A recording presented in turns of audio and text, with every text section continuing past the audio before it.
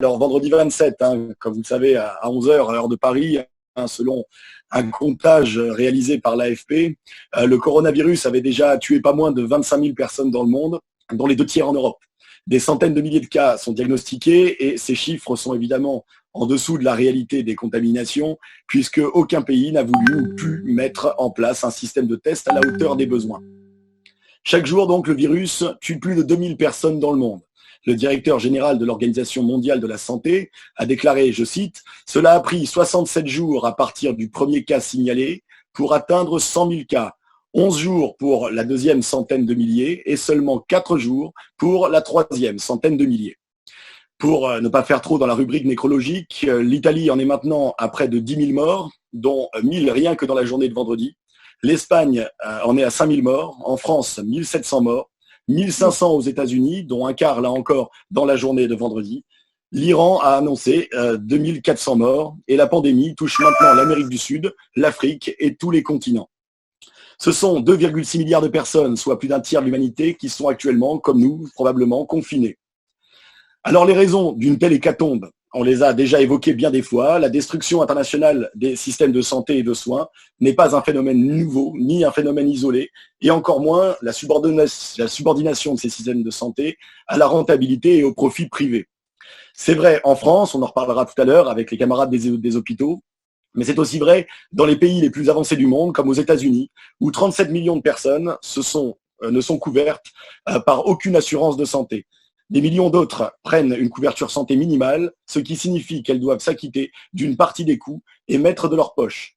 Et même les personnes bénéficiant des meilleures couvertures médicales doivent attendre un temps considérable pour consulter un médecin, être sur un planning pour être opéré ou bénéficier d'un traitement quelconque. Aujourd'hui, même en temps normal, la plupart des hôpitaux américains manquent de personnel, de matériel adéquat, d'équipements et de lits en nombre suffisant. En Allemagne, durant les 30 dernières années, le nombre d'hôpitaux a diminué de 20% et celui des lits par habitant de 25%. Pendant que, évidemment, dans la même période, ces 30 dernières années, le nombre d'hôpitaux publics a diminué de 39% et celui des hôpitaux privés a augmenté de 73%. La Chine non plus ne fait pas exception. La dégradation du système de soins figure également parmi les points communs. La Chine, comme les pays européens, a engagé depuis de nombreuses années et s'est engagé dans un vaste programme de restriction des dépenses en faveur de la santé. Alors, si les premières puissances économiques mondiales ont sapé toutes les conditions qui auraient pu permettre de faire face à la pandémie, que dire de l'Algérie et à plus forte raison du Tchad, du Nigeria, du Burkina Faso? Ils sont encore moins outillés et préparés et enregistrent leurs premiers décès eux aussi cette semaine. Jeudi 26, en Algérie, à l'hôpital Boufarik, dans la région de Blida, les salariés se sont mis en grève et ont organisé un sit-in pour protester contre le manque de moyens, les conditions d'hébergement des malades et l'incompétence de leur directeur. Alors l'incompétence n'était pas le propre de ce directeur de l'hôpital de Boufarik en Algérie, puisqu'on l'a retrouvé au plus haut niveau des États les plus riches. Les gouvernants se sont moqués du virus pendant des mois. Trump parlait du virus chinois. Le Premier ministre italien Giuseppe Conte du mouvement populiste 5 étoiles disait que l'épidémie serait plus dangereuse en Chine qu'en Italie. En expliquant, nous les avons vus manger des rats vivants, là c'est une citation, il a dû présenter évidemment ses excuses à la Chine lorsqu'il a reçu des millions de masques envoyés de là-bas. Bolsonaro, ami de Trump, pense encore que les vrais Brésiliens ne peuvent pas tomber malades et le Premier ministre britannique Johnson pensait là aussi que la contamination serait limitée à des groupes. Il est lui-même actuellement contaminé par le coronavirus. En France, il y a un mois, seul l'approvisionnement comptait. Le problème n'était pas le virus, mais comment faire tourner les usines si le grand atelier mondial chinois ne peut plus fournir les pièces pour des iPhones ou pour des voitures.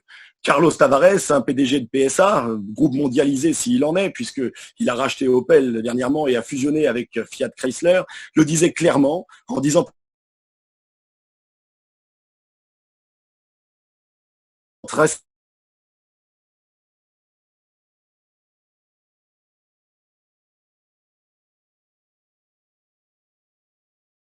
et sites industriels européens et grandes entreprises. On voit malheureusement que la réalité l'a un peu dépassé.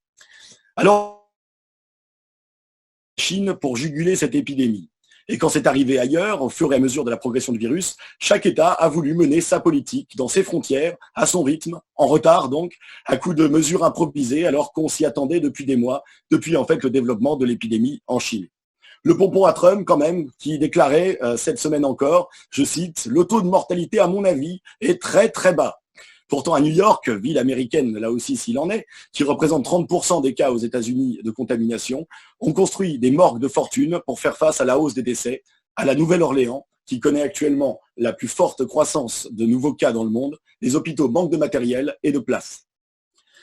Alors, c'est le résultat évidemment de l'aberration du système capitaliste lui-même. Voilà qu'une pandémie, que les moyens techniques modernes, si on n'en avait pas limité les dépenses, permettraient largement d'endiguer, menace désormais de se transformer en une crise économique mondiale, pire que celle de 2008 et probablement pire aussi que celle de 1929, nous dit-on. Aux États-Unis, les économistes Morgan Stanley tablent sur une chute de l'activité qui pourrait atteindre 30% en rythme annualisé au deuxième trimestre 2020, tandis que Goldman Sachs évoque un repli de 24%. Vous voyez que la fourchette est relativement étroite. Ce qu'on appelle l'économie, bien entendu, en régime capitaliste, n'a pas grand-chose à voir avec la satisfaction des besoins, je pense que vous en doutez tous, en personnel soignant notamment, en médicaments, en lits d'hôpitaux, en ventilateurs ou même en masques, comme vous avez pu le constater. La grande préoccupation des gouvernants, on l'a vu et revu, n'est pas tant de garantir la sécurité sanitaire, comme dirait notre ministre de l'économie Bruno Le Maire, mais de préserver la sécurité économique. Souci essentiel de notre gouvernement, c'est-à-dire la préservation des bénéfices nets et des dividendes aux actionnaires. Dividendes dont on verra avec quelle durée ils seront versés ou pas, selon les aides qu'ils recevront. On laisse ça à la discussion. Mais c'est là, évidemment, que le soutien à l'économie, l'approbation de crédits faramineux qu'ils offrent aux banquiers et aux patrons, les entorses au droit du travail qu'ils s'octroient dernièrement, tablent en fait sur le chantage au chômage de masse pour nous faire avaler tout ça.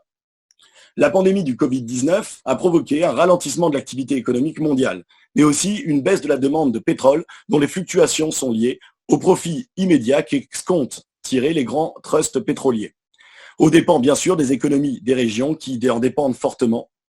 Le directeur régional du FMI pour le Moyen-Orient disait dernièrement « La région va probablement connaître une forte baisse de la croissance cette année ».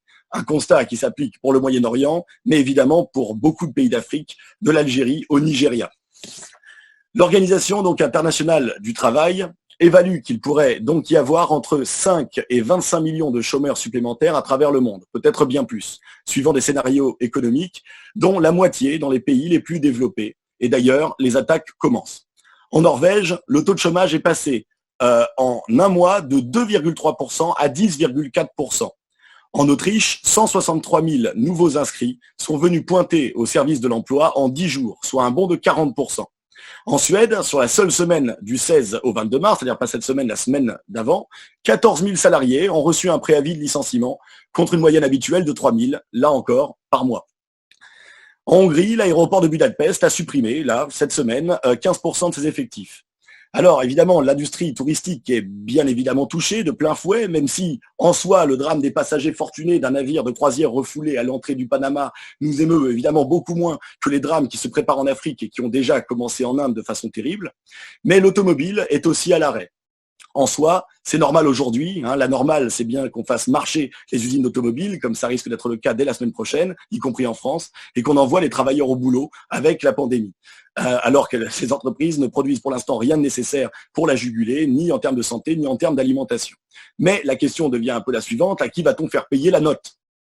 En Europe de l'Est, la plupart des usines du secteur sont fermées, plongeant au chômage technique des dizaines de milliers d'ouvriers, et avec quelle paye ? C'est évidemment ce qui ressort de chacun des pays et certainement pas dans l'intérêt des travailleurs. En Espagne, où Renault, Ford, Volkswagen, Nissan ou Seat ont annoncé du chômage partiel, affectant près de 50 000 salariés au total, certaines complètent les indemnités des salariés, mais au prix, là encore, pour Renault en tout cas, d'un chantage sur les congés. En Hongrie, le gouvernement a déjà prévenu qu'il s'attendait à des centaines de milliers de chômeurs supplémentaires, alors que des sous-traitants automobiles ont annoncé leurs premiers plans sociaux. Il s'agit donc, vous avez bien compris, de chômeurs à venir, et pas seulement du chômage partiel lié à l'épidémie, mais d'un chômage bien plus durable. Et puis, il y a les dizaines de milliers d'entreprises qui font du chantage à la faillite.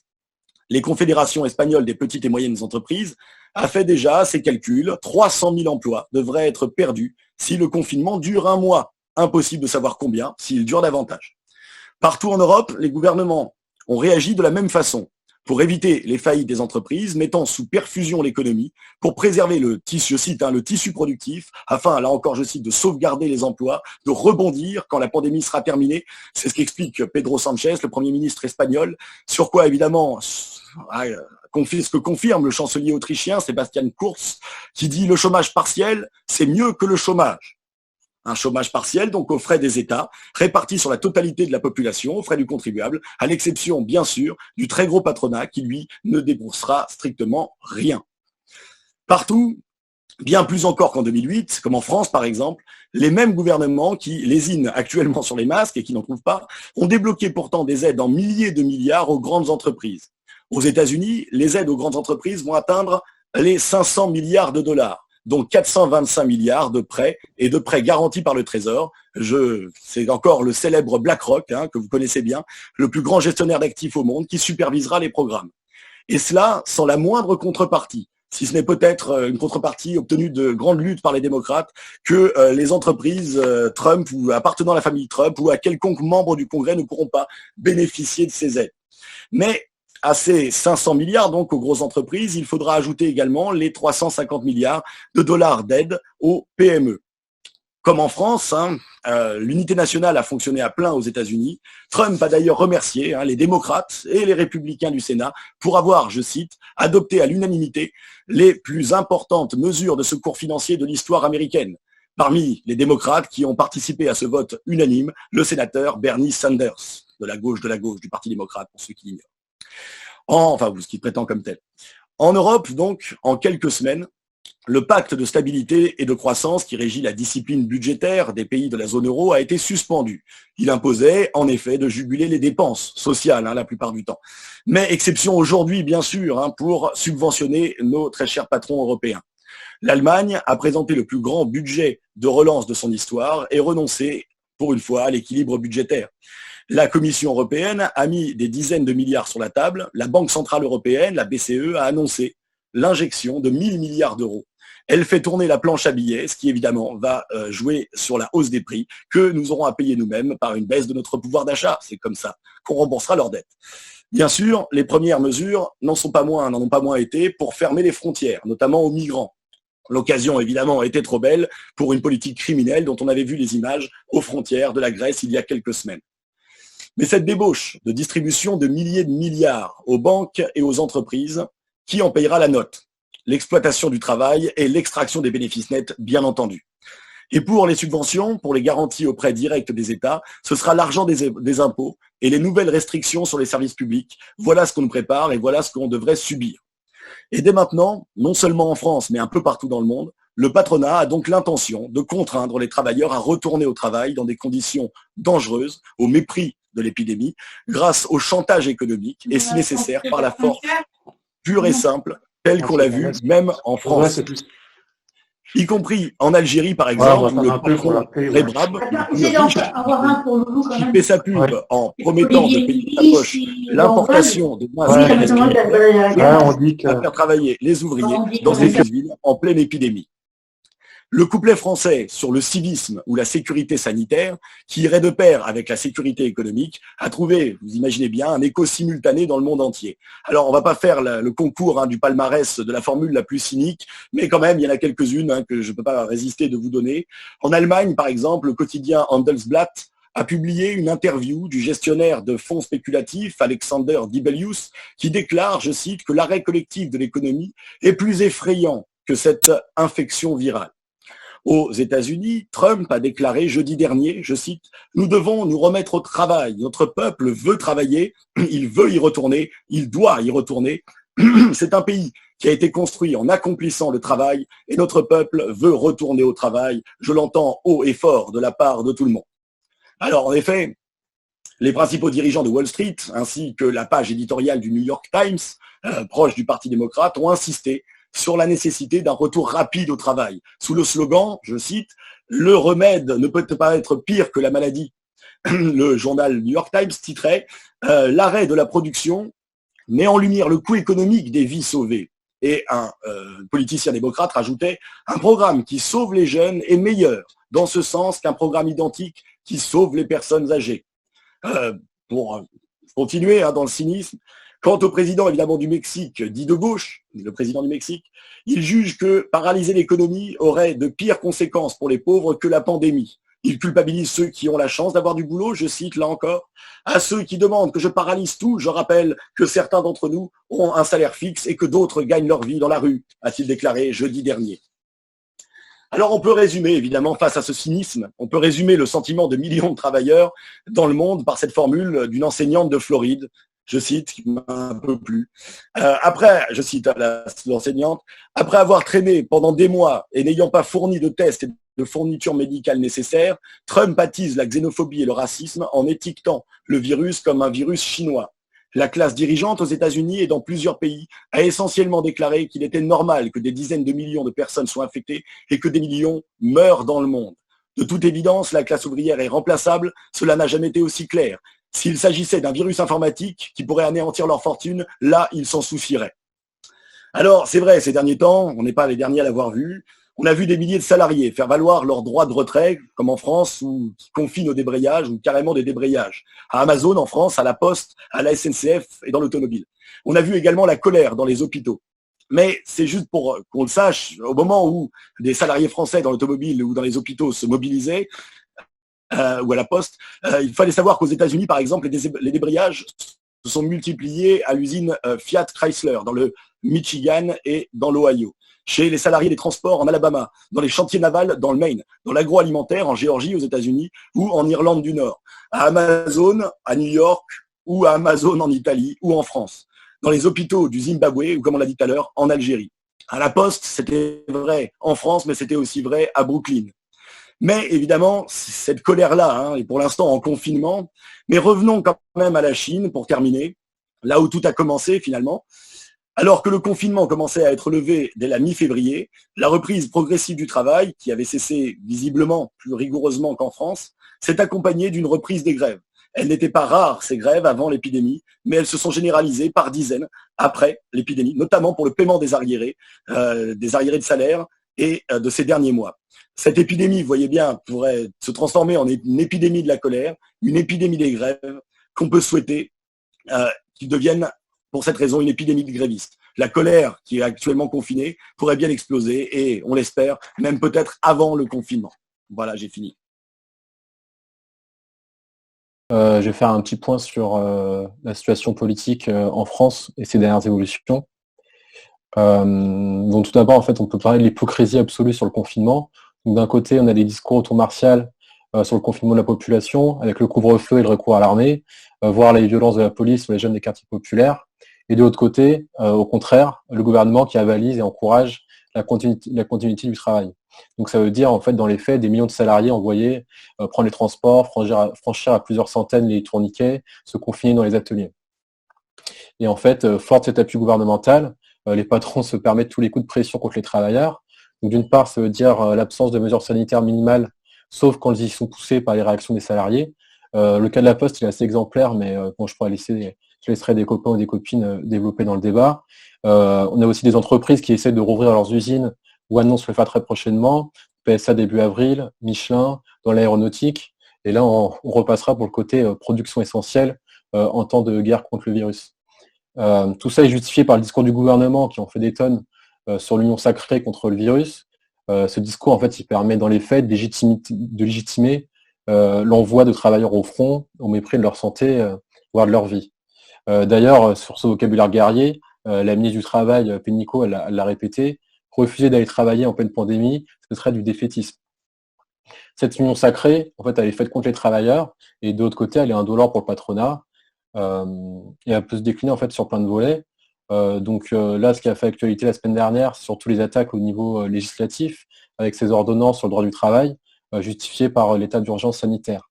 Dans le discours d'Édouard Philippe, ça se traduit par permettre l'organisation d'une véritable économie de guerre. Ce qui paraît permettre aux patrons en fait, de pousser la durée quotidienne maximale de travail jusqu'à 12 heures, celle du travail hebdomadaire jusqu'à 60 heures, étendre le travail le dimanche, et également faciliter en fait, l'imposition de congés payés par les patrons, donc au détriment du choix des salariés. Et plusieurs remarques en fait, sur ces ordonnances. Donc en fait, elles ont cours jusqu'au 31 décembre 2020, donc a priori bien après la crise. Donc le discours du gouvernement qui dit c'est uniquement pour maintenant, on peut peut y mettre tout un tas de doutes. Elles sont censées s'appliquer à certains secteurs économiques que le gouvernement dit comme essentiels, mais bon, rien n'est défini, et donc sa géométrie variable, on manque pas d'exemples en fait de patrons qui mettent en avant leur production soi-disant essentielle quand c'est pas du tout le cas. Et plus globalement, plus fondamentalement, cette ordonnance, c'est un choix de pressuriser les salariés au nom de cette soi-disant effort de guerre. Donc derrière cette guerre contre le virus, c'est la guerre économique pour profiter contre les travailleurs que mènent surtout le gouvernement et le patronat. D'ailleurs, gare à ceux qui font entendre une autre musique. Il y a eu un préavis de grève en fait de la CGT des services publics déposé la semaine dernière. Tout de suite, ça a été de grands cris dans la presse ou par le gouvernement pour dire comment hostile en fait rompre justement cette union sacrée. Donc dans les faits, cette union sacrée, c'est rester bien sage derrière les patrons. Les contreparties, entre guillemets, pour les salariés, on les cherche encore. Bruno Le Maire, il a certes déclaré que les grands groupes devaient faire preuve de modération sur le versement des dividendes aux actionnaires et que l'État renoncerait à ces dividendes dans les sociétés où il est lui-même actionnaire.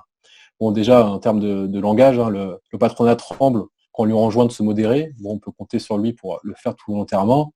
Et surtout, dans tous les cas, il ne s'agit pas d'oublier les dizaines de milliards d'euros versés année après année, avec des records dépassés chaque année depuis des années. Le gel des dividendes, a priori, sera seulement temporaire.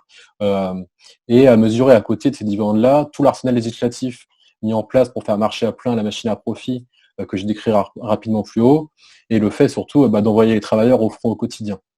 Donc d'une certaine manière, ce discours sur les dividendes, c'est une manière de faire avaler la pilule, et une sorte de contrepartie également aux directions syndicales pour justifier l'union sacrée. Et à comparer aussi à toutes les aides du gouvernement que le gouvernement donne aux entreprises. D'ailleurs, le gouvernement dit que c'est une reprise en fait d'une proposition de la CFDT qui dit de nombreux salariés, pour assurer une continuité de service, doivent s'adapter dans des conditions parfois difficiles. Dans ce contexte, il serait incompréhensible que les actionnaires ne fassent pas eux aussi un effort. Donc voilà, c'est vu comme une sorte de contrepartie aux efforts demandés aux salariés. En fait, il n'y a aucune commune mesure entre les mesures. Juste avant de passer au débat, un mot sur la politique des directions syndicales. Donc les réactions des travailleurs face à leur mise en danger, elles n'ont pas manqué sur les droits de retrait, les grèves, etc. Mais elles n'ont pas du tout été déclenchées depuis les sommets des appareils syndicaux. Donc ça, c'est le moins qu'on puisse dire. Et en fait, ces directions syndicales, elles se placent uniquement depuis le début sur le terrain du dialogue social pour participer, elles aussi, à cette union sacrée. Donc on avait déjà évoqué la semaine dernière le communiqué commun aux organisations syndicales et aux directions syndicales, aux organisations patronales et aux directions syndicales qui disaient l'importance de discuter tous ensemble, de faire front dans la période. Depuis, c'est de réunion en réunion pour discuter à l'application des conditions de sécurité sanitaire des travailleurs, avec un axe qu'on trouve à chaque fois, c'est jouer le jeu du travail pendant l'épidémie. Pas du tout, en fait, mettre en question cet arrêt du travail. Du moins, c'est pas du tout le signal qui est envoyé globalement et qui est reçu comme tel. Leur politique, on peut un peu la résumer en mourir d'abord, revendiquer ensuite. Y compris d'ailleurs, là, j'ai cité la CFDT tout à l'heure sur l'axe des dividendes, mais la communication de la CGT après la loi d'urgence, donc qui avalise ces attaques sur le droit du travail. Bon, bien sûr, ils disent que c'est des attaques, etc. Mais le reproche essentiel, en fait, qui est donné derrière, c'est de ne pas avoir été consulté sur les conditions d'application. Donc, qu'il n'y ait pas assez de dialogue, que le gouvernement ne mette pas assez les syndicats à la table pour discuter de telle ou telle condition d'application de ces attaques sur le droit du travail. Donc, au-delà de ce point, pour finir, mais c'est aussi un peu un appel pour contribution dans le débat. Je le disais un petit peu avant, les travailleurs ne se laissent pas faire. Donc l'union sacrée demandée par le gouvernement et mise en avant, elle suscite des remous. En fait, le gouvernement il est quand même pas mal critiqué, et peut-être de plus en plus là, pour sa gestion de la crise, tant est que hier, il a fait 3 heures de communication en direct avec le Premier ministre, le ministre de la Santé, etc., pour dire qu'il n'avait rien à se reprocher. À partir du moment où ils sont obligés d'insister à ce point-là sur le fait qu'ils n'ont rien à se reprocher, c'est que justement, en fait, les casseroles et tout ce qu'on peut leur reprocher, ça grandit de plus en plus entre la gestion des stocks de masques, entre les choix, en fait, du point de vue de la politique sanitaire, et voilà, également ce que j'ai commencé un peu à développer sur les attaques contre les salariés. Et en fait, au-delà de ces réactions un peu dans le débat, les contestations et les réactions elles continuent sur les lieux de travail, avec les droits de retrait, les arrêts maladie, l'exigence de mesures sanitaires ou de contrôle. Donc ces réactions collectives, c'est la seule façon de lutter contre l'épidémie, et la seule manière, en fait, pour les travailleurs surtout de sauver leur vie, leur santé, que le gouvernement et le patronat n'ont aucun problème à sacrifier dans leur garde de classe.